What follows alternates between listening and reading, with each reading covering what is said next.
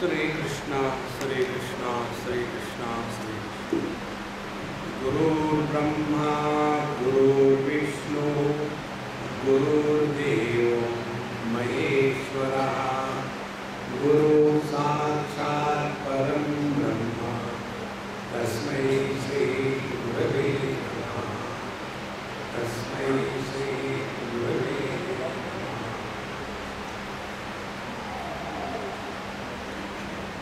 जहाँ मैं नहीं होता वहाँ हमको इंटरेस्ट नहीं होता। जैसे किसी ने अपने बच्चे की बात कही कि मेरा बच्चा इतना सुंदर है, इतना अच्छा है। हर एक माँ बाप को ऐसे लगता है कि उनका बच्चा इंटेलिजेंट है, होता भी हो वो, लेकिन हर एक माँ बाप को ऐसे लगता है कि बड़ा इंटेलिजेंट।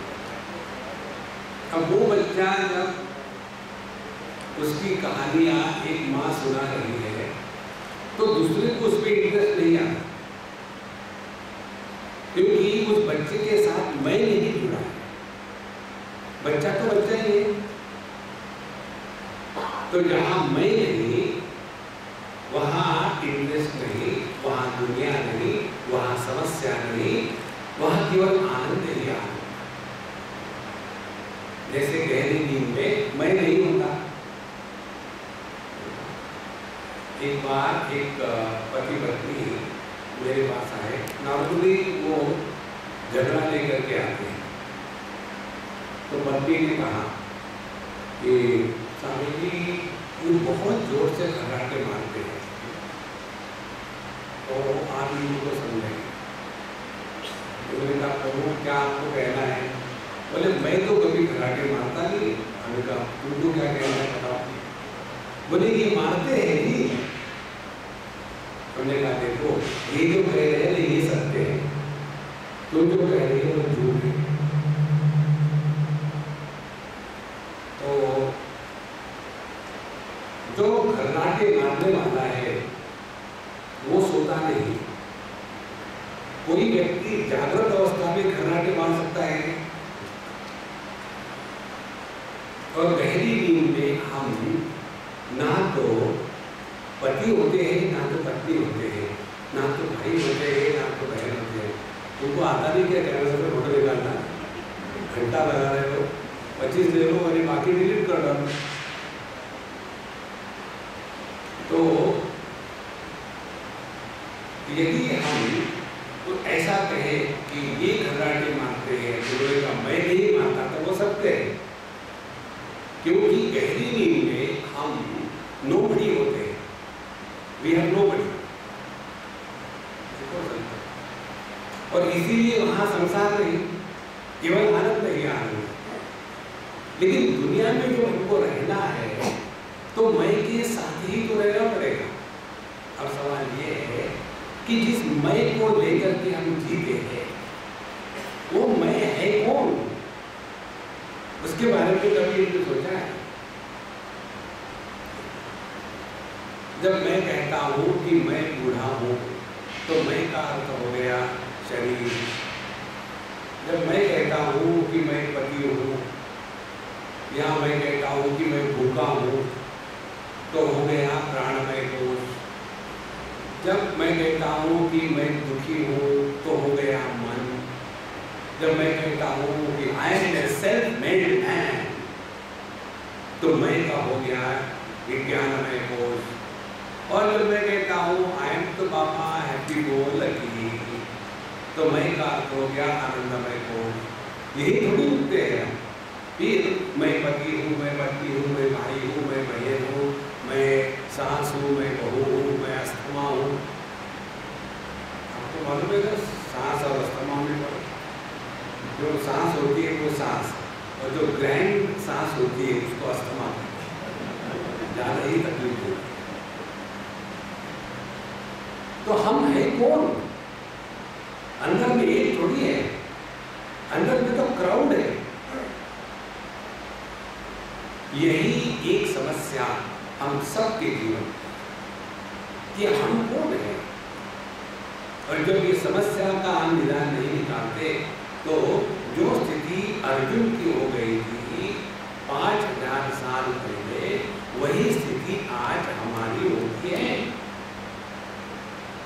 इस पर हमने कभी ध्यान ही नहीं दिया कि जब हम कहते हैं कि हम दुखी है तो हम माने कौन दुखी है?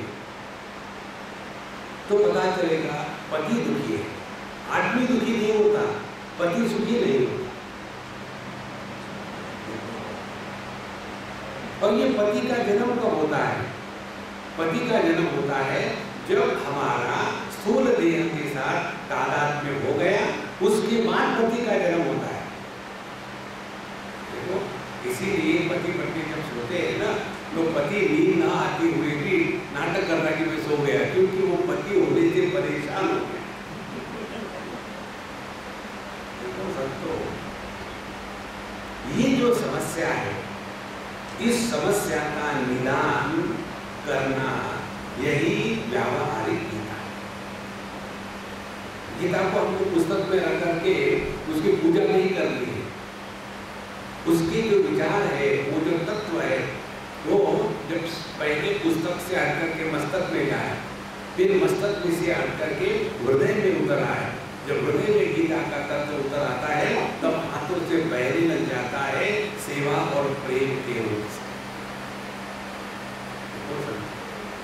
इसीलिए प्रथम अध्याय में यही एक सिद्धांत प्रस्तावित किया गया है कि जितनी समस्याएं हैं, वो समस्या केवल इस आइडेंटिटी क्राइसिस के कारण, और ये समस्या यदि निकल जाए तो सब समस्या खत्म हो जाए। जैसे अर्जुन के सामने समस्या, क्या समस्या थी कि मैं इस समय युद्ध करूं या ना करूं। उसके लिए युद्ध की समस्या नहीं थी, उसके लिए समस्या मारने की नहीं थी, वो तो उसका प्रोफेशन था।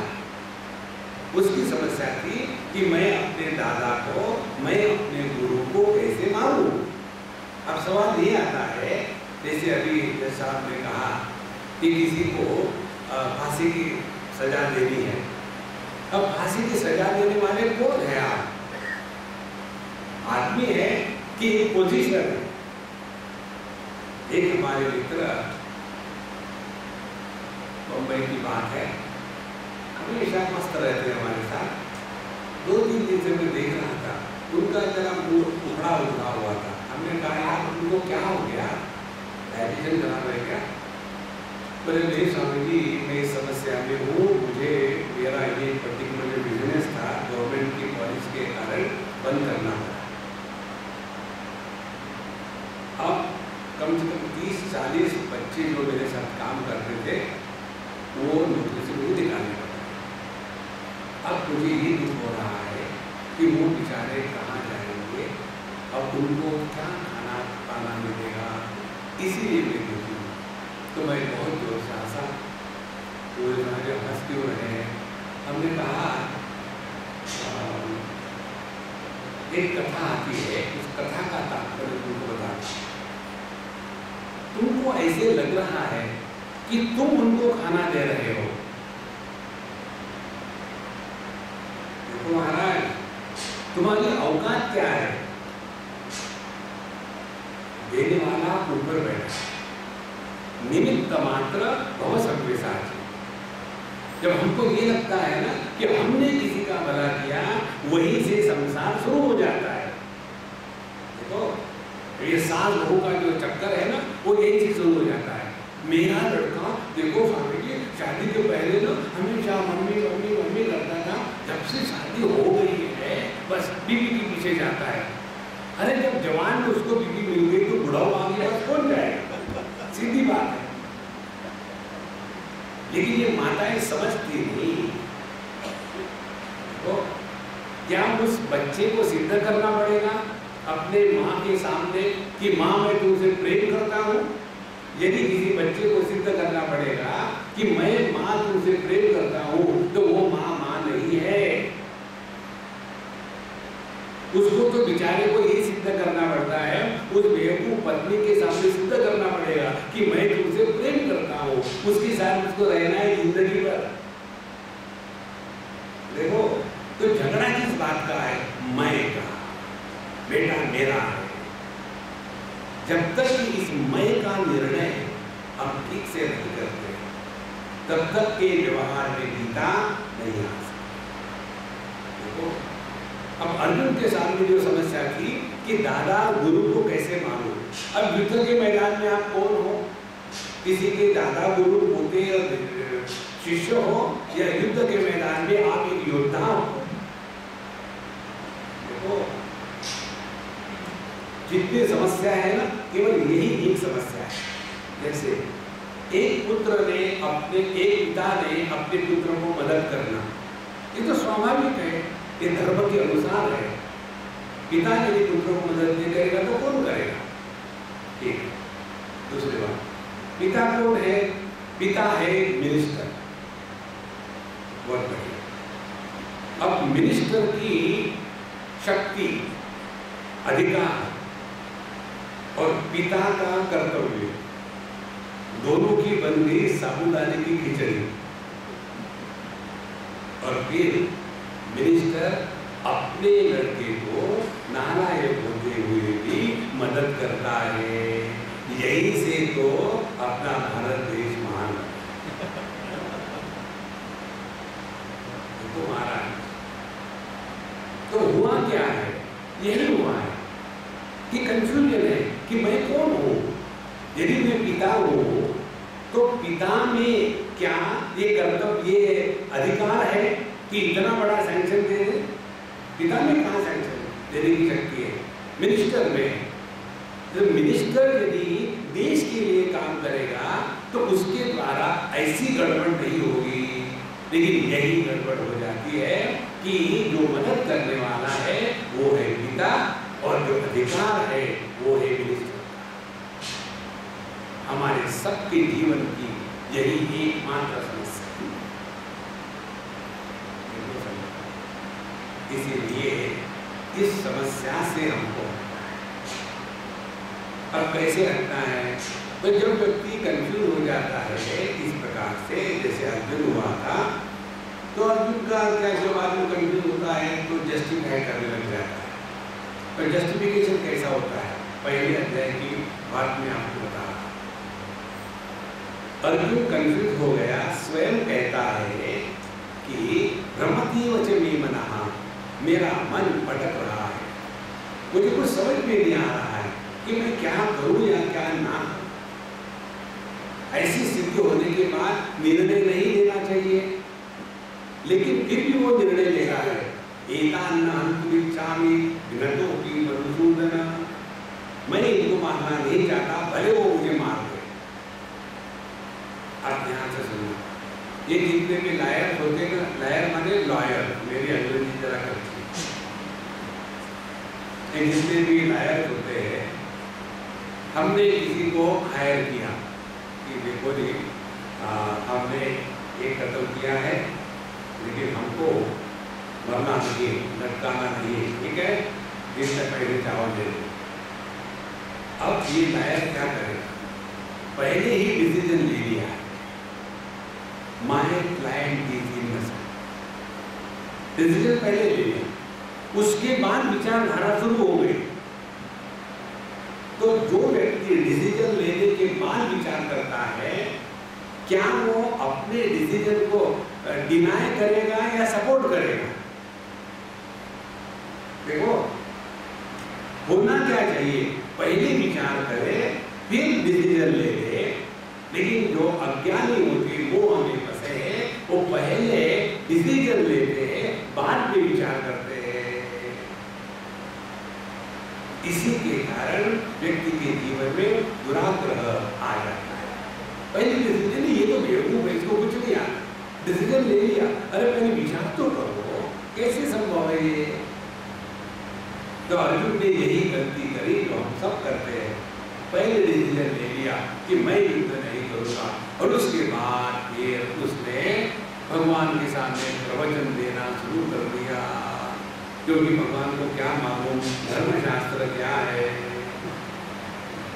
वो तो एक ग्वाले का बच्चा है ना, अहिर का बच्चा, उसको क्या आता है? अनपढ़।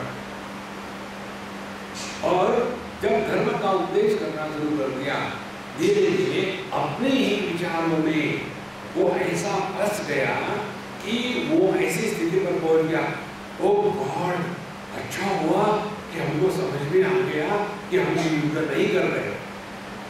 मनुष्य जिन विचारों के द्वारा अपने विचारों में फंसता है उसको चिंता कहते हैं, वरी कहते हैं।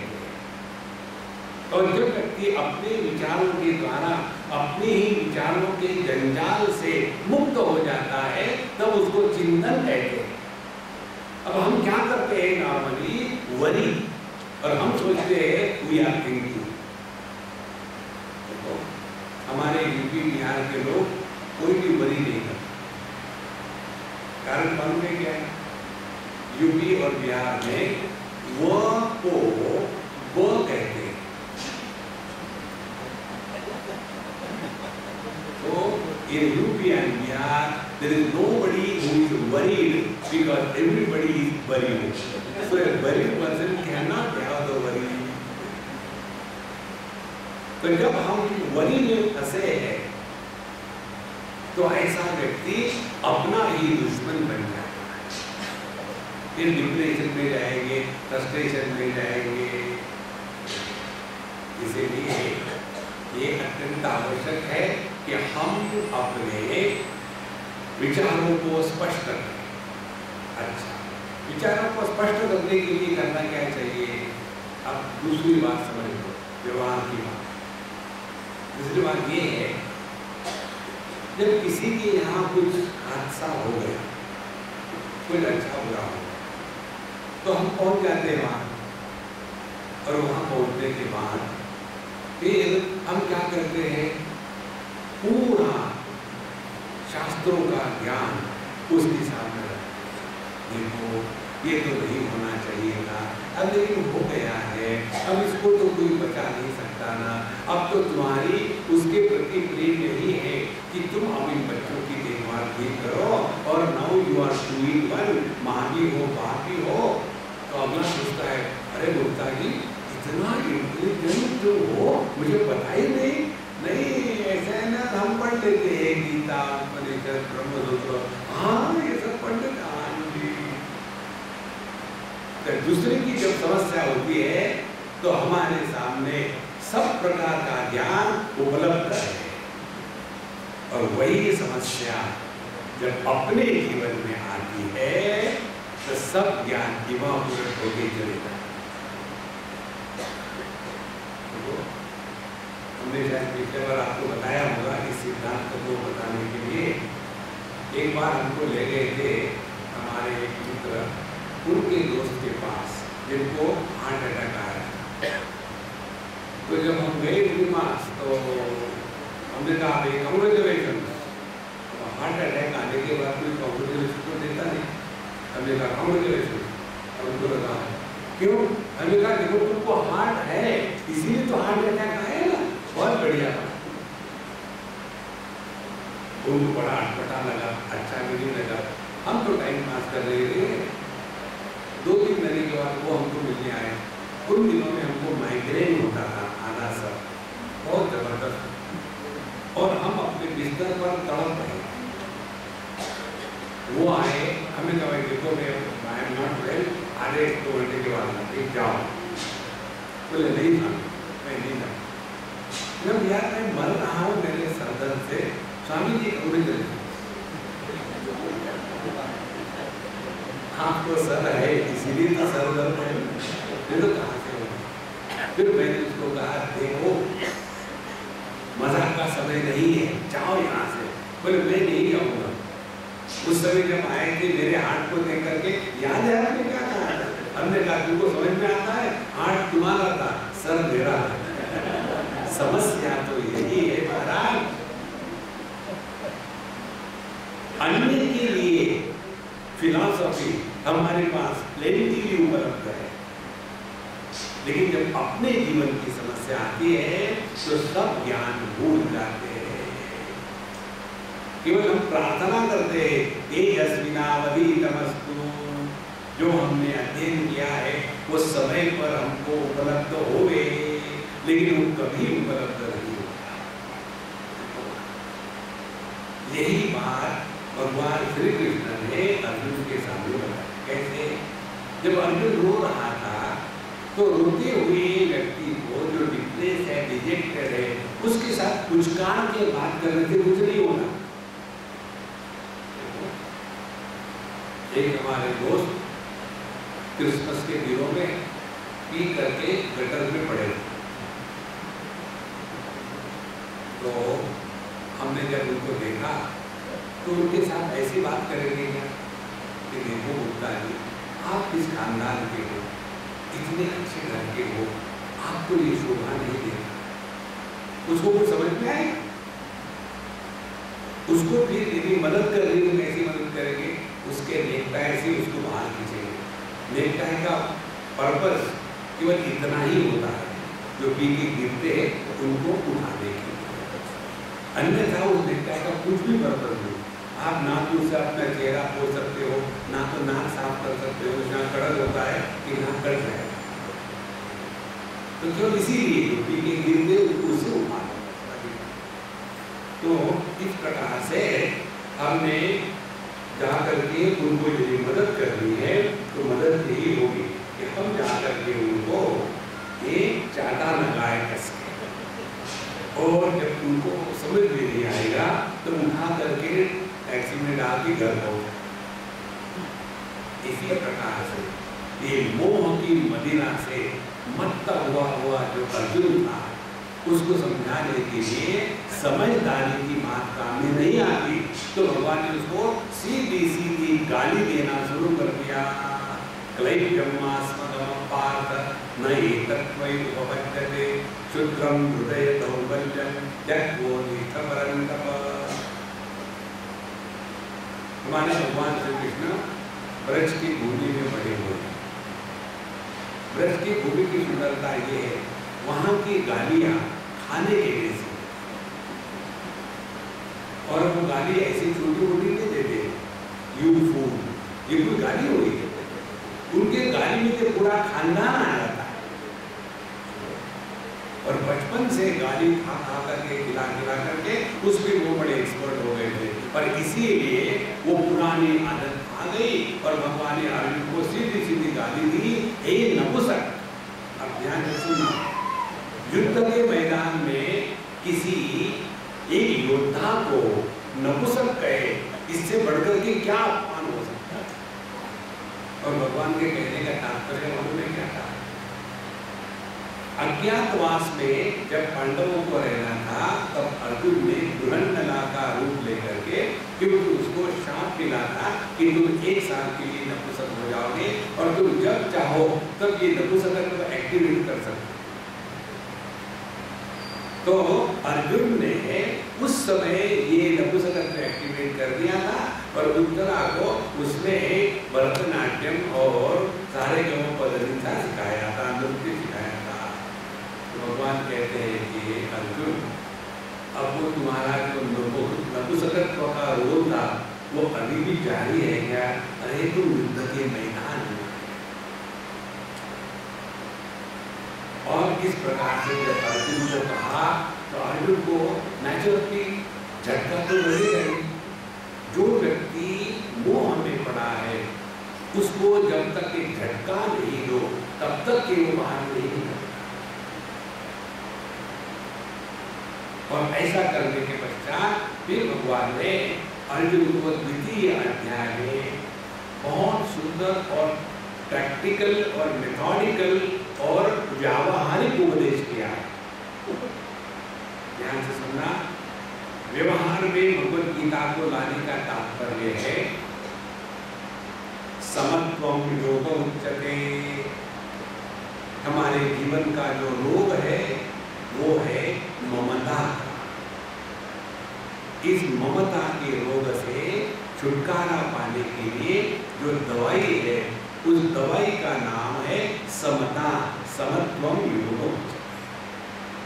तो भगवद गीता में कर्मयोग, अष्टांग योग, ज्ञान, भक्ति योग और ज्ञान योग, ये मूल रूप से 4 योग बताए हैं। इन चारों योगों में उसका परिणाम क्या है? कर्म का परिणाम सिद्ध सिद्धियों समूह भूतवा समत्वम योग उच्यते। सुख दुखे समय कृत्वा लाभा लाभो जया जयो ततो युद्धाय युज्यस्व नैव पापम अवाप्स्यसि। जगत में कार्य करे, व्यवहार करे, लेकिन अपने मन के संतुलन को कभी नहीं खोलेंगे। हमारी गलती जीवन में होती है ना, वो यही होती है। कुछ थोड़ा बहुत अच्छा बुरा हो गया इधर उधर में, गुस्सा कर लिया तो गुस्सा नेवर माइंड, लेकिन उस गुस्से को दिन भर चढ़ा के रखना। देखो ऐसा कहते हैं तबला और दिमाग हमेशा चढ़ा के नहीं रखते। तबले को हमेशा चढ़ा के रखो ना तो खराब हो जाता है। इसी प्रकार से दिमाग को हमेशा चढ़ा के नहीं रखना है, रिलैक्स।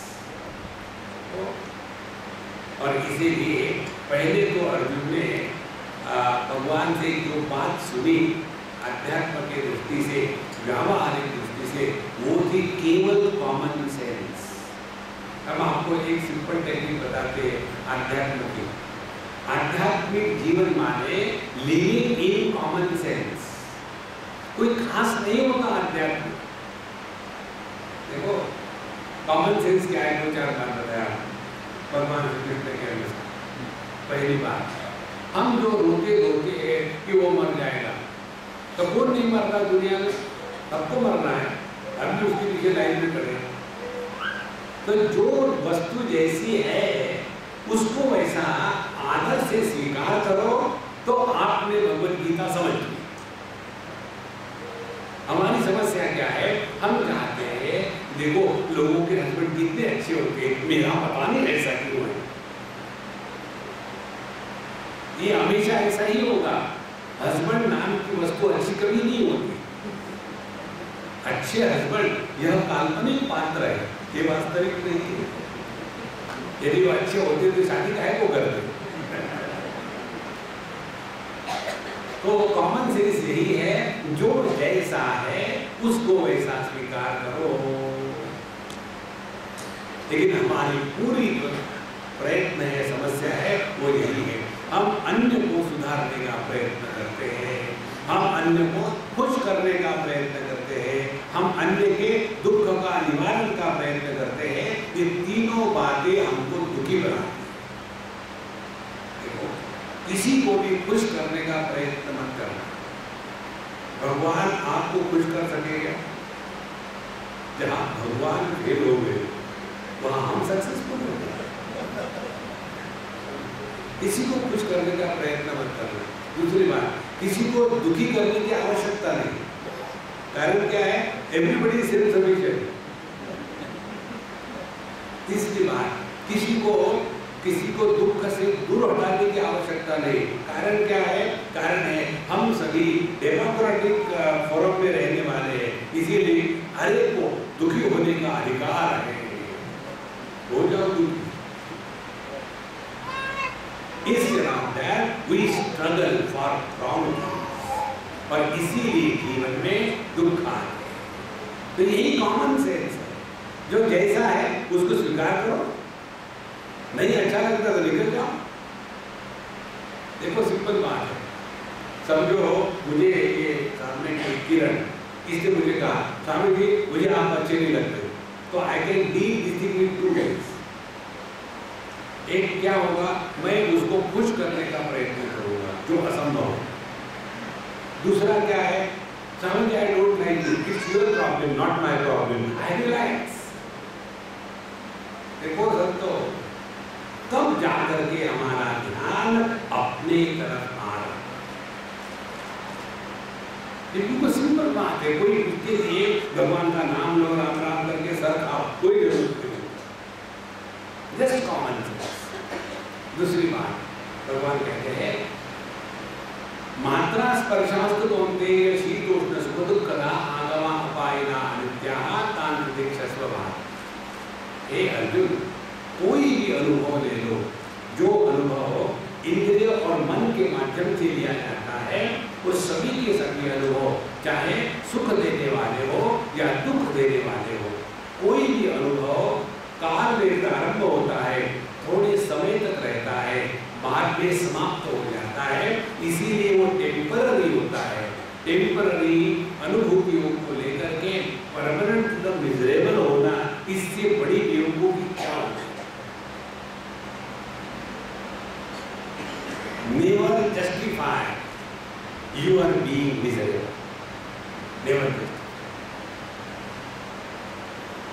ये सिंपल बातें भगवत गीता में कॉमन सेंस की है, इसके लिए भी बड़ा वैज्ञानिक होने की जरूरत नहीं है।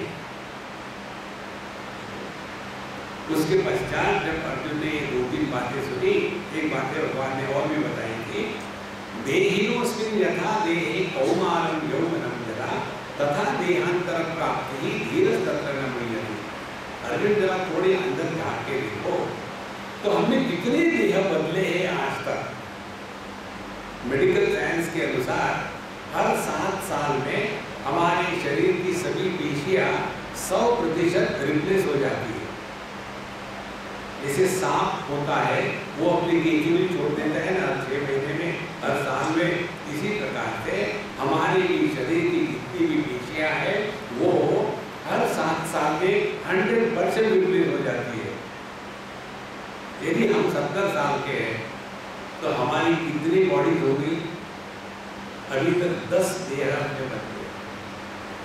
देहिनोऽस्मिन् यथा देहे कौमारं यौवनं जरा तथा, उसी प्रकार से देहांतर प्राप्ति, ये देह खत्म हो गया तो दूसरा मिलेगा।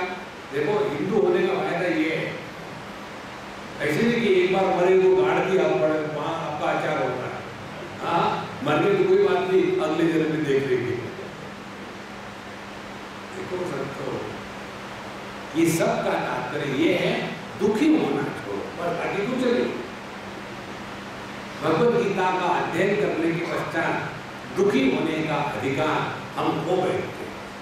हमको दुखी होने का बिल्कुल अधिकार। उसके पश्चात जब अर्जुन का थोड़ा मूड चेंज देखा भगवान ने, फिर भगवान ने उसको जो सिद्धांत बताना था बता दिया। सिद्धांत ये है कि दुनिया में ना तो कोई मरा है ना तो कोई पैदा होता है, ये तो ऐसे ही चल रहा है। न जायते म्रियते वा विपश्चित् नायं भूत्वा भविता वा न भूयः अजो नित्यः शाश्वतोऽयं पुराणः न हन्यते हन्यमाने शरीरे। किसी को भी ना तो अपने जन्म का अनुभव है, किसी को भी ना तो अपने बढ़ने का अनुभव है, किसी को भी ना तो अपने मृत्यु का अनुभव है। फिर ये मृत्यु को लेकर डरते हैं। देखो, जैसे आजकल बच्चों को ये आईटी में जाने के कारण काफी पैसे मिलने लग गए। अब वो अपने माँ बाप को गिफ्ट देना चाहते हैं। तो पहले कैसे गिफ्ट देते थे? पापा के लिए एक बनियान ले आए और मम्मी के लिए 2 कंगन ले आए। लेकिन आजकल पैसे बहुत हो गए, तो we want to give you a gift. What is that? A tour to Europe. जिंदगी में जो कभी भोपाल के बाहर निकले नहीं, अब उनको जाना है यूरोप के टूर पर। अब देखो इन बुढ़ा बुढ़ी की कहानी, इतने एक्साइट हो जाते हैं, ये करना है, वो करना है, ऐसा करना है, उसमें पढ़ लेंगे, वहाँ का टावर क्या है, ये है, और एक दूसरे को समझाते हैं, दोनों नहीं समझते और मजा। और जैसे जैसे इनका जाने का दिन नजदीक आएगा उतनी उतनी ज्यादा खुश। इसी प्रकार से महाराज इस दुनिया से हटो और खुशी खुशी बिना लो। उसके लिए करना क्या है? तैयारी करो। ये भगवत गीता बताती है। नहीं तो एक हमारे मित्र सिंधी बूढ़े हमको कहते स्वामी जी आजकल मुझे बहुत डर लग रहा है, आप 3-4 महीने कहाँ चले गए थे, मुझे बहुत डर लग रहा है इसका मरने का। हमने कहा कि don't worry, I guarantee you will die. तुमको जो डर लग रहा है ना मरने का, तो मैं निश्चित बताता हूँ कि तुम मरोगे, प्रॉमिस। नहीं, ये डर नहीं, ये डर किसका है? मरने के बाद मेरे बीवी का क्या होगा, मेरे बच्चों का क्या होगा, मेरे बिजनेस का क्या होगा, मेरे प्रॉपर्टी का क्या होगा। हमने कहा ये प्रश्न जिनको लेकर के उनको डर लगता है उनको जाके पूछो, तो वो जवाब देंगे। क्या जवाब देंगे? वो कहेंगे कि पापा we are waiting, die and गो।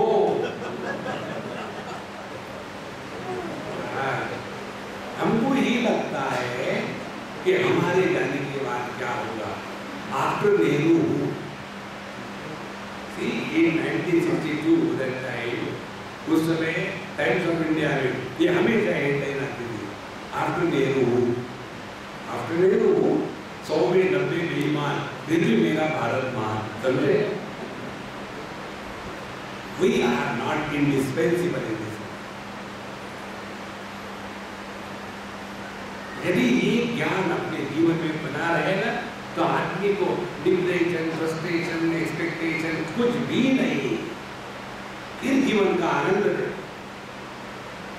नहीं तो हमेशा मुंह लटका है, हमने बच्चों के लिए इतना किया लेकिन बच्चे हमारी बात मानते नहीं। अब कल्पना करो, आप अपना छोटा बेटा है 2 साल का, उसको वो आपकी उंगली पकड़ करके शॉप में जा रहा है तो कितना अच्छा दिखेगा। छोटी सी माँ है, छोटा बेटा है, अच्छा दिखता है। अब आप बूढ़े हो गए हो और आपका बेटा भी अब 40 साल का हो गया है और वो बेटा अभी भी मार्केट में आपकी उंगली पकड़ के चलता है और कहता है मम्मी मम्मी मुझे चॉकलेट दो ना, तो अच्छा लगेगा। Let him grow. भले वो आपका बच्चा हो लेकिन वो अब बड़ा हो गया। ये बात हम स्वीकार करने को तैयार नहीं और यही हमारे दुख का कारण। तो ऐसे जब हम समझते हैं कि दुनिया में जो हम आए हैं ना, अपना अपना बढ़िया से बढ़िया काम करो और get out of this world. अच्छा, इसके पश्चात थोड़ा जब भगवान ने देखा कि अर्जुन सुनने का नाटक कर रहा है, जैसे हमको ये बताया, हमको इसमें से कुछ भी समझ में नहीं आया, उसी प्रकार से अर्जुन को भी समझ में नहीं आया। लेकिन अब वो सुन तो रहा था, तो जैसे छोटे बच्चे को दवाई खिलानी हो, मुंह नहीं खुलता, तो क्या करते हैं माँ बाप, उसकी नाक दबा दो तो मुंह खुलता है, रात से दवाई डाल दो मुंह बंद कर दो। इसी प्रकार से भगवान ने पहले ये एकदम श्रेष्ठ बात जो है तत्वों को लेकर के बताई और जब थोड़ा उसका मुंह थोड़ा शांत सा लगने लगा तब अर्जुन को भगवान ने बताया कि देखो अर्जुन, तुमको अपने सामने जो कर्तव्य कर्म आए ना उसको बढ़िया से बढ़िया करना। अब ध्यान से सुनो, जहां मैं है वही संसार, बिना मैं के तो संसार में रह नहीं सकते। अब सवाल ये है, इस मैं को कैसा हम साज श्रृंगार करें कि ये मैं हमारे काम में आए लेकिन हमारे सर पे ना चढ़ के बैठे। देखो, मोटरसाइकिल पर हम बैठ के जाए, मोटरसाइकिल हमारे ऊपर बैठी तो मुश्किल है। इसी प्रकार से ये मैं को हमको ठीक करना है, तो मैं को ठीक करने के लिए 2-3 सिद्धांत है। पहली बात, we have to define our मैं perfectly। अपने मैं को हमने योग्य प्रकार से उसकी परिभाषा करनी है। जब हम कहते हैं मैं, तो कौन है ये मैं? देखो, हम सब के सब अंदर में क्राउड है, एक नहीं अनेक। तो जैसे हम अपने पत्नी के सामने हैं तो उस समय मैं पति हूँ। अब हम अपने बॉस के सामने हैं तो मैं सबॉर्डिनेट हूँ, मैं अपने सबॉर्डिनेट के सामने हूँ तो मैं बॉस हूँ। तो हमको इतना ही याद रखना है कि किस समय हम कौन हैं। जैसे सबॉर्डिनेट के सामने है, बड़े डांट रहे, ये समझ में नहीं आता, कितनी बार आता है, बढ़िया बात है। और उसी मूड को लेकर के पत्नी के सामने गए, मेरे को समझ में नहीं आता, घर से निकाल दिया। तो फिर पत्नी के सामने गए तो कैसा एकदम hi darling, how you are, सिवा तो जीवन एकदम निरस है। नाटक ही तो करना है। देखो, प्रेम करने की जरूरत नहीं, नाटक करने की जरूरत।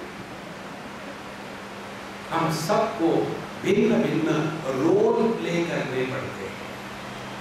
We all have to play many roles in our life.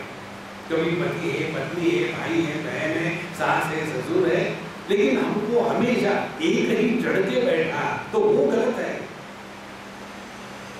तो जो व्यक्ति अपने सभी के सभी रोल ठीक से कर सकता है, वही व्यक्ति जीवन में भगवद गीता को जीवन में उतारा। अब युद्ध के मैदान में हो तो आपका क्या रोल है? योद्धा का। वहां आपने दादाजी और गुरुजी कहां से ले आए? जैसे किसी ऑपरेशन थिएटर में एक व्यक्ति का ऑपरेशन करना हो तो सर्जन के लिए वो कौन होता है? पेशेंट। इन पेशेंट के जगह पे अपना पुत्र हो तो जिस उंगली से वो छेद करके अपेंडिक्स को निकाल के फेंक देते थे, वही हाथ, वही स्कैल्पेल, वही ऑपरेशन, लेकिन जहां पेशेंट के जगह में पुत्र आ गया तो हाथ कांपने लग जाता है, क्योंकि वहां पिता प्रोमिनेंट हो गया और जो सर्जन है वो सेकेंडरी हो गया। इसीलिए समस्या आती है। इसीलिए संतो इसको स्पष्ट समझ लेना है कि हम जिस समय जो हमारा कर्तव्य है उसको मस्ती से करें। ध्यान से सुनना, कर्म से आनंद की अपेक्षा कभी मत करना। ठीक से समझ लेना, कर्म से आनंद की अपेक्षा कभी मत करना। कारण क्या? कर्म से यदि आनंद निर्माण हुआ तो कर्म खत्म होने के बाद आनंद खत्म हो जाएगा। देखो, एक पत्थर आपने लिया और फेंका, तो पत्थर कब तक जाएगा? जब तक उस पत्थर के साथ हमारे हाथ की शक्ति जुड़ी हुई है तभी तक जाएगा, फिर तो गिर जाएगा ना। इसी प्रकार से कर्म के कारण यदि आनंद निर्माण हुआ तो कर्म की गति जब तक है तभी तक वो आनंद देगा, उसके बाद दुख गारंटी है। तो करें क्या? फिर बहुत सिंपल टेक्निक हम आपको बता दें। जो भी कर्म हमको कर रहे हैं वो कर्म अपने हृदयस्थ आनंद को अभिव्यक्त करने के लिए करते हैं। कर्म से आनंद की प्राप्ति नहीं, कर्म से आनंद की अभिव्यक्ति। एकदम जीवन में परिवर्तन आ गया। देखो, अर्जुन रो रहा था, ऐसे रोते हुए अर्जुन के सामने भगवान कृष्ण ने कैसे बातचीत करी। प्रहसन इव भारत, एकदम भगवान के चेहरे की मुस्कान और हृदय का प्रेम उस युद्ध के मैदान में भी कभी नष्ट नहीं हुआ। देखो, इसलिए ये अत्यंत आवश्यक बात है कि कर्मण्येवाधिकारस्ते का तात्पर्य है कि हमको जो जो कुछ करना है प्रेम से करो महाराज, उसमें आनंद व्यक्त हो, रो रो के नहीं करना है। आप इसको देखो, चलना है तो मस्ती में चले, खाना है तो एकदम टेस्ट लेके खाए एक एक वस्तु।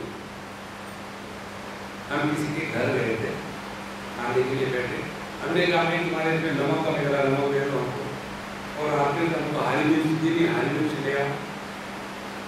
हम खा रहे थे तो हम हमको कहते स्वामी जी आप तो नमक वगैरह मांग लेते हैं, हमारे लिए तो कभी बताते ही नहीं किसमें नमक कम है, किसमें चीनी ज़्यादा है, कभी नहीं बताते। हमने कहा देखो मैं टेस्ट लेकर के खाता हूँ, मैं बहस थोड़ी हूँ कि सामने रख दिया तो खा गया। जो भी काम करना है उसमें आनंद पकड़ो। बोलना है तो आनंद से बोले, ऐसे नहीं। कई लोग देखा होगा आपने, बोलते नहीं भोगते हैं। क्यों है?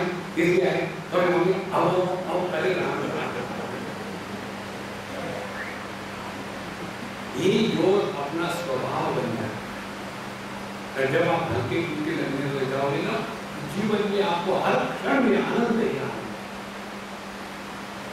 एक बार एक सज्जन के पास पुलिस पहुंच गई। पुलिस ने कहा, हे महात्मा जी, हाँ जी, हमने सुना है तुम्हारे घर में महान विस्फोटक सामग्री है। पुलिस साहब आप तो कह रहे एकदम देखा, बोले महके गई।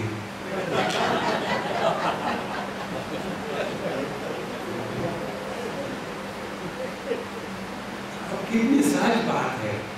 इसमें जो आपको खुशी हुई ना, ये आपका स्वरूप है। इसमें आपको कुछ मिला थोड़ी, पैसे मिले हैं, स्वास्थ्य मिला है, अपॉइंटमेंट मिली, कुछ नहीं। जो आनंद अंदर से निकलता है वही ब्रह्मानंद है, और जो बाहर से मिलता है वो ब्रह्मानंद है। ब्रह्मानंद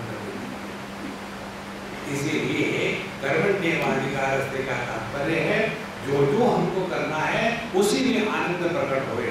ध्यान से सुनना, जिस व्यक्ति को कर्म करने में आनंद आ रहा है उसको मुझे क्या मिलेगा ये विचार मन में आ ही नहीं सकता।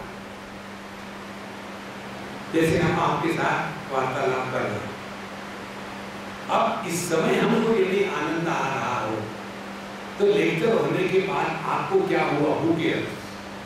और यदि हम ये कल्पना करें कि हमारा लेक्चर होने के बाद आप मुझे कहोगे स्वामी जी आपने बड़ा अच्छा लेक्चर झाड़ा है, फिर जाके मैं खुश हो जाऊंगा, तो क्या क्या मैंने अपने आनंद को भविष्य काल में ढकेल दिया।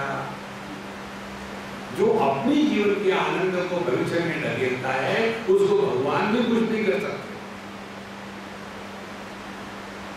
देखो, इस बहुत सिंपल टेक्निक है, इसमें ज्यादा गंभीर होने की बात नहीं। कई बार लोग अध्यात्म के नाम पर ऐसे गंभीर हो जाते हैं कि अगला देख के सोचता, अरे बाप रे गीता हम नहीं पढ़ेंगे। देखो आपने अपने बाबूजी में से भयानक हो गए गीता पढ़। जीवन ऐसा हल्का फुल्का रहे जैसे भगवद गीता का वक्ता। इसीलिए माँ फले कदाचन और माँ कर्म फले हेतु, तो अपने जीवन के दुखों का निवारण करने के लिए टेक्निक बताते हैं कि किसी भी कर्म के साथ मैं कर रहा हूँ, मैं कर रहा हूँ, ये एरोगेंस निकाल दो। एक सिंपल टेक्निक हम आपको बड़ा व्याकरण पढ़ाएंगे। एक होता है कर्तरी प्रयोग, दूसरा होता है कर्मणी प्रयोग, अंग्रेजी में इसको कहते हैं। एक होता है एक्टिव वॉइस, दूसरा होता है पैसिव वॉइस। एक्टिव वॉइस में क्या होता है, मैं काम कर रहा हूं या मैंने ये काम किया, इसमें मैं मान होता है। इसी वाक्य को दूसरे प्रकार से करो, यह काम हो गया, किसने किया ये महत्व का नहीं, काम हो गया ये महत्व का। जब हमारे जीवन में ये सिद्धांत लागू होने लग जाता है तब आपके जीवन में सफलता विफलता दोनों नहीं आ सकती। काम हो गया है यार, नहीं काम हो नहीं पाया, देखो उसमें मैं कहाँ आया। लेकिन हमारे जीवन में महत्व हम मैं को देखो, मैंने इतनी मेहनत करी लेकिन कुछ नहीं हुआ तो दुखी हो गए। इसीलिए माँ कर्म फल हेतु, और सबसे महत्व की बात भगवान कहते हैं माँ के संगास्तु अकर्मणि, निकम में मत रहो। जीवन के आखिरी दम तक produce wealth, never retire from life. अभी तक तो हमने अपने जीवन में अपने लिए जी लिया है, नौकरी करी, पैसे कमाए, बीवी बच्चे बड़े किए, तो उनको परेशान किया, स्वयं परेशान हो गए, अब बहुत हो गया, अब दुनिया को परेशान करना शुरू करो। ये तो जिंदगी भर केवल मैं मेरी बच्ची, मेरे बच्चे, मेरा वृत्ति, उससे निकल जा महाराज। अपने जीवन के दुख का निवारण करने के लिए दुखियों के दुख का निवारण करो तो अपने दुख अपने आप डाइल्यूट हो जाते हैं। लेकिन हमको अपने में ऐसे फंसे हैं कि उसे निकलने को ही तैयार नहीं। इस प्रकार से कर्म का सिद्धांत अर्जुन को जब बताया तो ये बताने के बाद भगवान कहते हैं कि अर्जुन, ये जो बातें तुमको बताई ना, ये समझदारी की बातें हैं। बुद्धो शरणमन्विच्छ कृपणः फलहेतवः, समझदारी से जियो। व्यावहारिक गीता माने समझदारी से हमको जीना। क्या समझदारी है? भगवान ने 5-6 श्लोकों में समझदारी की बात बताई। ईश्वरी प्रतिबन्नाति जना स्थास्यते निश्चला समाधावचरा बुद्धि तदा योगम अवाप्स्यसे। हे अर्जुन, तुमने इतना सुन के रखा है कि सुन के तुम्हारे दिमाग में एकदम खिचड़ी हो गई है। अब तुमको कंफ्यूजन ही कंफ्यूजन है। तो ये जब तुम्हारे दिमाग का कंफ्यूजन निकल जाएगा तब तुम अंदर से शांत रहोगे।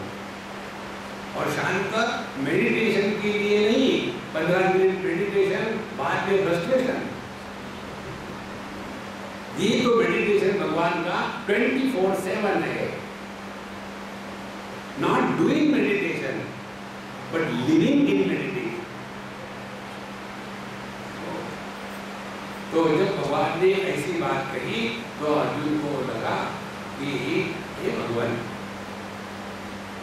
यदि ज्ञान को आप इतना महत्व दे रहे हो, तीसरे अध्याय में प्रवेश कर रहे हो, हे भगवान, आप ज्ञान को इतना महत्व दे रहे हो, तब किम कर्मणि घोरे माम नियोजयसि केशव। हे भगवान, फिर मुझे इस घोर कर्मों में क्यों लगा रहे हो? यदि आप मुझे कहते कि चलो फूल चुन के लिया, भगवान को माला बनाए तो समझ में आता है, लेकिन ये मार धाड़ का कर्म मुझे करा रहे हो। लेकिन यहाँ तीसरे अध्याय में भगवान कर्म योग का सिद्धांत बड़े सूक्ष्मता से और विस्तार से बताते और कहते हैं कि अर्जुन देखो, तुमको कर्म करना है या नहीं करना है, ये चॉइस भगवान ने नहीं दिया। कर्म में तुमको करना है। और बताते हैं कि 2 प्रकार के लोग दुनिया में होते हैं, जो विचार प्रधान है और जो कर्म प्रधान है। जो विचार प्रधान है उनके लिए ज्ञान की बातें होती है, और जो कर्म प्रधान है उनके लिए कर्मयोग की बातें होती है। हर एक आदमी हर काम के लिए फिट नहीं होगा। देखो, आध्यात्मिक क्षेत्र में कोटा रिजर्वेशन नहीं होता। We have to deserve, not desire. तो एक बार हमारे पौड़ी की बात है, IIT पौड़ी, वहाँ हम गए। हमारा लेक्चर बहुत पुरानी बात है, एक लेक्चर हो गया और हम लोग कैंटीन में चाय पीने के लिए बैठे थे। एक लड़का आया, मुझे कहता है स्वामी जी, मुझे आपसे कुछ पूछना है। अब पता नहीं मैंने ऐसा क्यों कहा, लेकिन मैंने कहा तुम ये मुझे बताओ, प्रश्न पूछने के पहले तुम IIT में सामने के दरवाजे से आए कि पीछे दरवाजे से आए? तो स्वामी जी, मैं रिजर्वेशन कोटा से आगे बताऊँ। फिर कहता है देखो जी, ये प्रोफेसर लोग जो है ना, ये ठीक से पढ़ाते नहीं और बता के लाइब्रेरी जाके पढ़ो, और मुझे समझ नहीं आता नहीं। मैं 2 बार पूछता हूँ तो सभी स्टूडेंट मुझे हंसते हैं। देखो महाराज, एडमिशन लेना ये जीवन का लक्ष्य नहीं हो सकता। पहले समझ ले क्या हम उसके लिए क्वालिफाइड है तो जरूर करो, नहीं है तो त्याग दो। 2 प्रकार के लोग हैं। यहाँ कहते हैं लोकेस्मिन् विविधा निष्ठा पुरा प्रोक्ता मया ज्ञान योगेन सांख्यानाम कर्म योगेन योगिनाम। अभी हम जब आ रहे थे अहमदाबाद से, तो एक माँ मुझे मिली, उसका जो लड़का है थोड़ा स्लो ग्रोइंग टाइप है, और उसको बोलना नहीं आता ठीक से, बिल्कुल पप करता है। तो पहली बार जब मुझे 1-2 साल पहले बहुत रोई, उन्होंने रोना बंद करो यार, मुझे रोना नहीं करना। तो बच्चे को बुलाए, फिर उसको मैंने विष्णु सहस्त्रनाम का पाठ मेरी बात करने को बताया। मेरे बात सुन कर ओम विष्णवे नमः, ओम शंकराय नमः, और से पूरा गिनवाया। रोज करते रहे, उसने 1 साल तक किया, उसकी वाणी खुल गई, अब वो ठीक से बोल सकता है, कॉन्फिडेंस आ गया। वो 10वीं पास की, अब 10वीं में उसको बहुत कम मार्क मिले, क्योंकि बुद्धि उसकी चलती नहीं पढ़ाई। तब भी क्या करें, हमने कहा देखो सबके लिए पढ़ना आवश्यक नहीं है, बॉटम लाइन क्या है, वो कितना कमाता है पैसा। फिर हमने कहा तुम गुजराती हो, धीरू भाई अंबानी कौन से पढ़े लिखेंगे, पूरे दुनिया की हालत करती है, तो उसकी क्षमता जिसमें है उसमें उसको डालो ना। नहीं, लेकिन हम सोच रहे थे कि वो कम से कम बीकॉम करे, बीकॉम होके बीकॉम हो जाएगा। देखो इसको अभी से किसी बिजनेस में लगा दो, कोई ट्रेडिंग करे, कोई दुकान खोले, कोई मार्केटिंग करे किसी प्रोडक्ट का, किसी में उसका भला है। इसलिए हम पहले देख ले हम किसके लिए योग्य है। तो भगवान अर्जुन को बता रहे, अर्जुन इस समय तुम समझ के योग्य रहे। देखो क्या हो जाता है, कई लोग हमको आकर के पूछते हैं, स्वामी जी हमको मेडिटेशन करना है, तो करो, लेकिन होता नहीं, मत करो। ये डॉक्टर ने कहा मेडिटेशन करो, नहीं लेकिन हमको करना है, किसने रोका है तुमको? आप समझते हैं, मैं रियली समझता है, मैं क्या करूँ? नहीं सभी मेडिटेशन करते हैं, तुम भी जाके बैठो वहाँ, हम जाके बैठते हैं, लेकिन कुछ होता नहीं। किसको? कुछ होता नहीं, मेडिटेशन को। देखो महाराज पतंजलि महर्षि ने 8 स्टेप बताई है, यम नियम आसन प्राणायाम प्रत्याहार धारणा ध्यान समाधि। 8वीं स्टेप है ध्यान की या समाधि की। पहली 7 सीढ़ियां तो हम बाईपास करना चाहते हैं, but directly meditation, there is no shortcut in life. If you practice shortcut, you will be cut short. देखो इसीलिए हे अर्जुन, जहाँ तक तुम्हारा सवाल है कि ये समझो कि कर्म के द्वारा जगत के व्यवहार में वस्तुओं में हमको प्राप्ति नहीं करनी, कर्म के माध्यम से अपने अंतःकरण को शुद्ध करना है। इसीलिए भगवान कहते हैं न कर्मणामनारंभात् नैष्कर्म्यं पुरुषोत्तमः। यदि हमको नैष्कर्म्य सिद्धि चाहिए, माने अब हम कर्म के सिद्धांत के परे हो गए, उसके लिए पहले कर्म करो। एक लड़की आई मुझे कहती है, स्वामी जी तलाक तलाक तलाक। हमने कहा माम आया, तुमने मेरे से शादी कब करी थी? तो मुझे तलाक तलाक कर रहे हैं। अच्छा तो पहले शादी करनी पड़ती है तलाक के लिए? हाँ जी। उसी प्रकार से कर्म का त्याग करने के पहले कर्म करने पड़ते हैं। बिना कर्म किए कर्म का त्याग करेंगे तो निकम्मे बन जाए। इसलिए नैष्कर्म्य सिद्धि की प्राप्ति के लिए पहले कर्म करो, अंतःकरण को शुद्ध करो। और इसमें कहते हैं यदि कोई व्यक्ति ये सिद्धांत न समझ करके केवल बाहर से दिखा रहा है, अब तो हमने सब कर्मों का त्याग कर दिया, अब हमारे हरिद्वार ऋषिकेश में चले जाओ, अनेक बाबा जी मिलेंगे वहाँ। और कैसे बाबा जी घर से छोड़ छाड़ करके भाग के पहुँच गए वहाँ, और वहाँ जा करके फिर पता चला खाने को ठीक नहीं मिलता, रहने को ठीक नहीं है। फिर साधु पान बीड़ी शॉप, फिर वहाँ एक पान बीड़ी शॉप खोल दीजिए, ऊपर पेशाब है, नीचे में उनका कमरा है, वहीं बैठते हुए खाते हैं। तो ये अपने आप को धोखा दे रहा है। इसीलिए सबको अपने आप को समझाना कि केवल हम कर्म का त्याग करें और मन से उसके फल का चिंतन करें। भगवान कहते हैं मिथ्याचार से उच्चते, वो व्यक्ति हिपोक्रेट है, ढोंगी है। देखो ऐसा जो व्यक्ति है वो कभी अपना भला नहीं कर सकता। ये दूसरा चित्र देते हैं, यस्त्रिन्द्रियाणि मनसा नियम्य लभते अर्जुन कर्मेन्द्रिय कर्मयोगम असक्तः स विशिष्यते।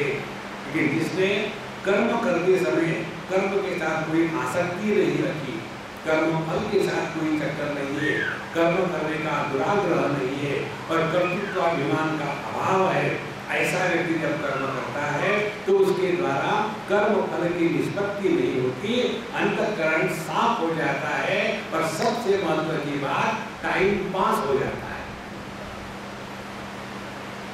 जीवन की असली समस्या समय की कमी की नहीं होती, जीवन की असली समस्या समय ज्यादा होने की होती है।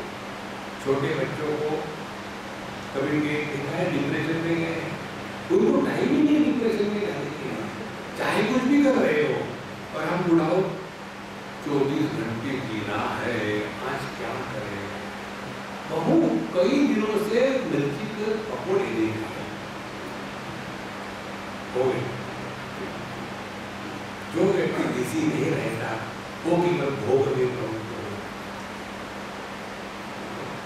एक बार हम दक्षिण भारत में थे, हुबड़ी में, वहाँ गुजराती समाज, और मुझे वहाँ ले गए। जाते समय उन्होंने कहा स्वामी जी आप जरा ये टीवी से अपने बच्चे बिगड़ रहे हैं, इस पर थोड़ा प्रकाश डालना अपने लेक्चर।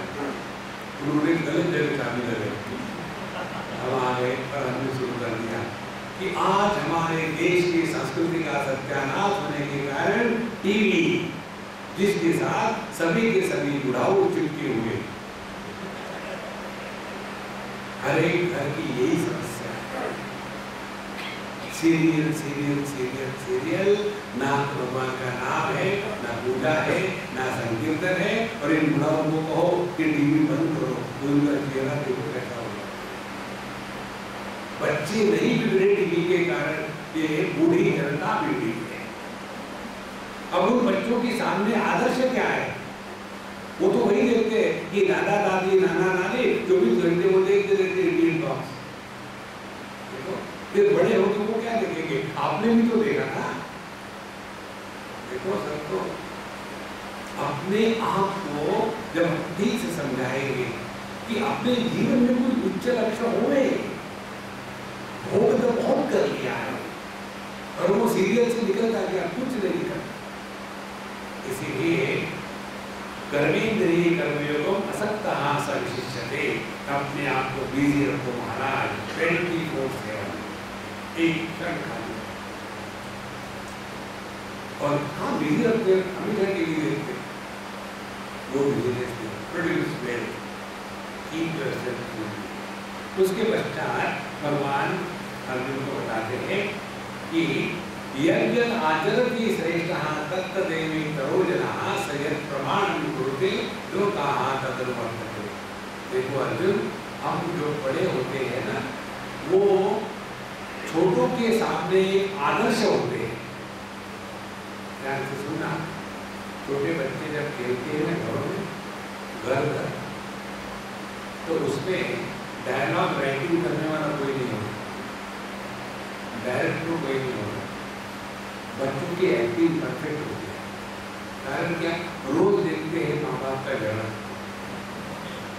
तो बाहर से आएगा लड़का, हस्बैंड बन करके खटखटाएगा और क्या बनाया आज खाने के लिए। अब ये उसको किसने सिखाया? यज्ञदाचरति श्रेष्ठः तत्तदेवी तरोजनः। हम हमेशा गुस्सा करते रहेंगे तो बड़े भी छोटे भी यही समझते हैं। हमने कभी भगवद गीता को देखा नहीं, हमने कभी भगवान के सामने मत्था देखा नहीं, और चाहते हैं हमारे बच्चे हमारे से अच्छे निकले। कैसे निकलेंगे? इसीलिए महाराज हम सबके प्रति ये बहुत एक जिम्मेदारी है कि अगली पीढ़ी को यदि निर्माण करना है तो हमको एक आदर्श प्रस्तुत करना है।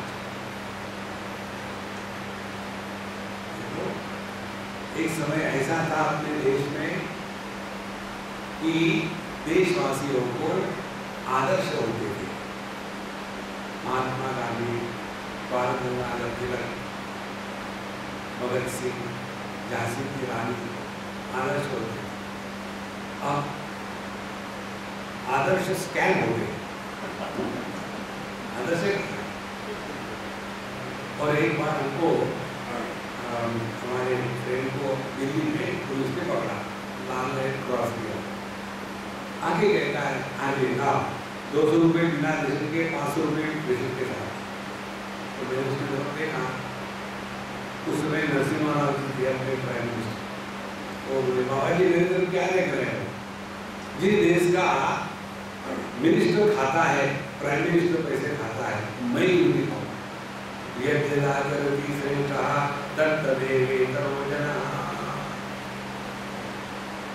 यह प्रमाणम गुरुदेव लोका तदनुवर्तते। हमने किसको प्रमाणित किया है जीवन में? आध्यात्मिक जीवन को प्रमाणित किया है कि भौतिक जीवन को प्रमाणित किया है? क्या हमारे जीवन में भोग की पराकाष्ठा है या त्याग की पराकाष्ठा है? देखो महात्मा गांधी के पीछे इतने लोग क्यों चले? क्योंकि वो जैसे लोग थे वैसे बन रहे थे। और अभी कितने गांधी खड़े हैं 12 to 11, क्यों उनके पीछे नहीं जाते? क्योंकि दिखाने के दांत अलग है, चबाने के दांत अलग है। देखो महाराज, इसीलिए जीवन में 2 बातें भगवान बताते हैं, अपना व्यवहार आदर्श होए, और जिस व्यवहार को आदर्श बनाना है उसकी जो नींव है, उसका जो अधिष्ठान है, वो है शास्त्रों का अध्ययन। जिसके जीवन में भगवद गीता का अध्ययन एक नित्य निरंतर का अंग बन जाता है, उसका जीवन कभी गड़बड़ नहीं कर सकता। इस प्रकार से बताने के पश्चात अर्जुन जाके आगे प्रश्न पूछता है, कहता है कि भगवान ये तो बात मुझे सब समझ में आ गई, लेकिन ये बताओ कि आदमी गलत काम क्यों करता है न चाहते हुए भी? अतः एक प्रयुक्तो एवं पापम करते पुरुषः अनिच्छन्नपिवास्तेय बलायवनियोगः। मानो कोई हमको जबरदस्ती से गलत काम करवा रहा है, ऐसी कौन सी शक्ति है, कौन है जिसके कारण हम गलत काम करते हैं? भगवान बताते हैं काम एषः क्रोध एषः रजोगुण समुद्भवः महाअशनः महापाप्मा विद्धेनन्यवैरिणम्। यह काम है। काम की पूर्ति नहीं हुई तो क्रोध आता है, काम की पूर्ति हो गई तो लोभ होता है। भगवान कहते हैं आखिरी में आकर के त्रिविधम नरकस्येदम द्वारम नाशनमात्मनः काम क्रोधस्तथा लोभः तस्मात् एतत्त्रयं त्यजेत्। नरक के 3 दरवाजे, एक है काम, दूसरा है क्रोध, तीसरा है लोभ। एक बच्चे ने पूछा, साहब जी नरक के 3 दरवाजे, स्वर्ग के कितने हैं? एक ही। ऐसा क्यों? अरे मैं जहाँ ज्यादा भीड़ होती है वहाँ ज्यादा काउंटर खुलते हैं, जहाँ भीड़ कम है वहाँ काउंटर काफी, वो भी खाने में। तो जब हम अपने कामना के वश होकर के कार्य करते हैं तब हमारा विवेक नष्ट हो जाता है। और ये कामना कैसी काम करती है? काम के 3 स्थान है, इंद्रियाणि मनोबुद्धि अस्याधिष्ठान उच्यते।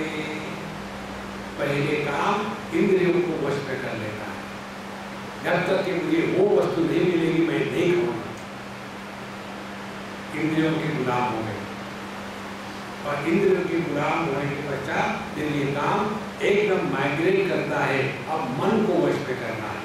कैसे मन को वश में करना है? कामना पूरी नहीं हुई तो बोलना बंद, मुंह लटका है। तुमको आजकल क्या हो गया, क्या होना है? इन घर में किसी को फिक्र थोड़ी है, यहाँ तो नौकरी बन के आए, लेकिन तुमको हुआ क्या है? कुछ नहीं हुआ है। 1 हफ्ते तक के घर में एकदम कर्फ्यू लगा हुआ, फिर भी पति को समझ में नहीं आता।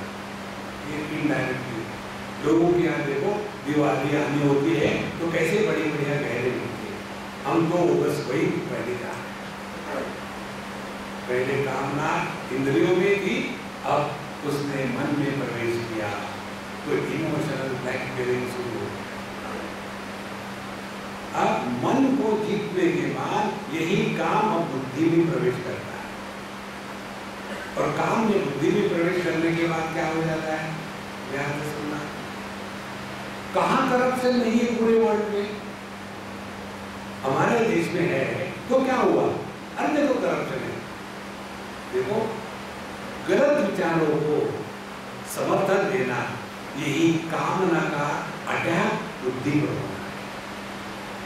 अधर्मम धर्म इति मन्यते तमसावृता सर्वार्थान विपरीताश्च बुद्धि संपात तामस। हमारी बुद्धि एकदम भ्रष्ट हो जाती है। इस प्रकार से यह काम जो है वो हमको गलत कार्य में लगाता है। इसीलिए यदि योग्य नेता का जन्म होना हो तो नेता के लिए दो परिस्थिति, एक उसमें अधिकार और दूसरा उसमें वैराग्य। शिवाजी महाराज के समय में उन्होंने इतना अच्छा राज्य करने का कारण बताया आपको।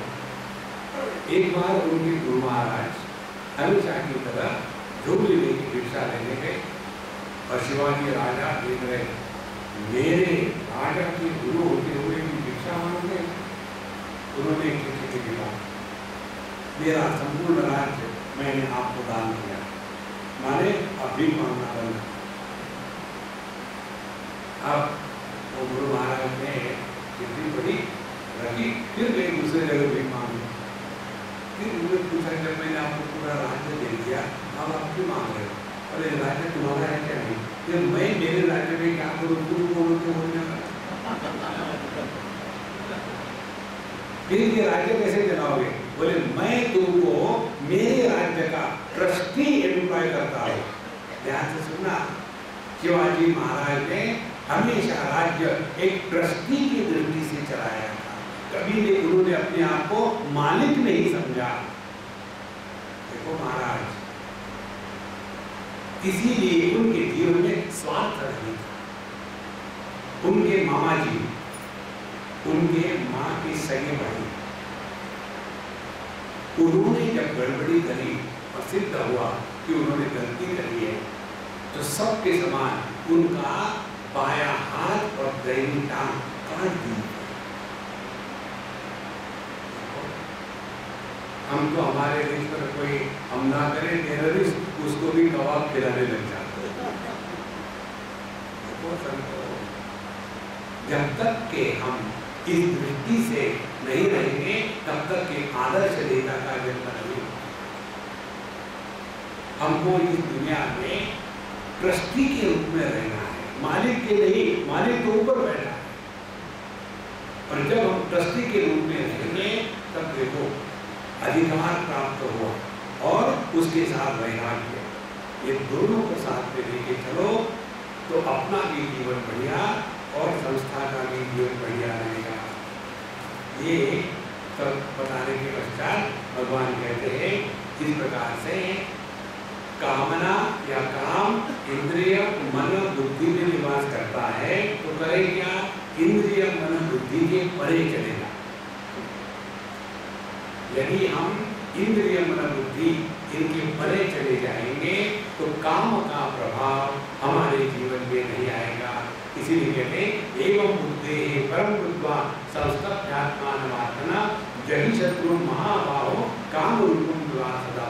इसलिए अर्जुन, जो काम रूपी महाशत्रु है, जिसको कंट्रोल में लाना बड़ा कठिन है, उसको तुम नष्ट करो। नष्ट करने का एक ही उपाय है, अपने इंद्रियों की गुलाम होना बंद कर दो। इमोशनली ब्लैकमेल ना करो और गलत वस्तु का समर्थन ना करें। ये तीन बातें होगी तब जाकर के हमने आध्यात्मिक क्षेत्र में प्रवेश किया। इस प्रकार से तृतीय अध्याय में भगवान ने सब कुछ बता दिया। उसके पश्चात चतुर्थ अध्याय प्रारंभ होता है।